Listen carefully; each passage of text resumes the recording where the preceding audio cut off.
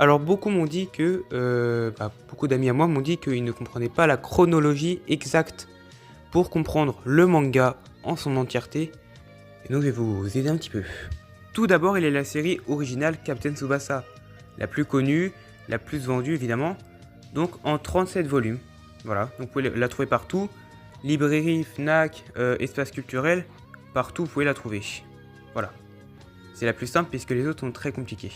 Ensuite, il y a le one-shot Hollandius, qui se passe avant Worldius, pas longtemps avant. Et du coup, le problème de ce manga-là, c'est qu'il est introuvable puisqu'il a été édité en France il y a quand même pas mal de temps, et qu'aujourd'hui il n'est plus trouvable en France. Pareil pour les séries suivantes comme Worldius. D'ailleurs, vu que c'est un one-shot, il n'y a qu'un seul volume.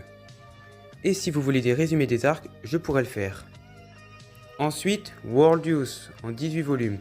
Même problème qu'avec Hollandius, tout ça, c'est qu'il n'est plus édité, donc c'est compliqué de le retrouver, il faut vraiment trouver sur internet. Mais moi je trouve que c'est une très bonne série, allez la lire, je vous le conseille. La série d'après est Road to 2002, je n'ai pas trop aimé. D'ailleurs, elle n'est sortie qu'au Japon et non en France, donc les scans vont être plus simples à trouver pour moi j'ai l'impression, parce que j'ai trouvé plein de scans en français traduites de Road to 2002. Vraiment cette série, bof. Ensuite, Golden 23, sorti uniquement au Japon avec 12 volumes. Cette série, elle est plutôt pas mal, moi j'ai bien aimé, voilà. Même si c'est vrai que les séries, je les trouve de moins en moins bien d'année en année, et que les originales étaient beaucoup mieux. Voilà, les toutes premières étaient beaucoup mieux pour moi. Ensuite, on va passer aux deux séries suivantes, et celle-là, c'est deux séries en une.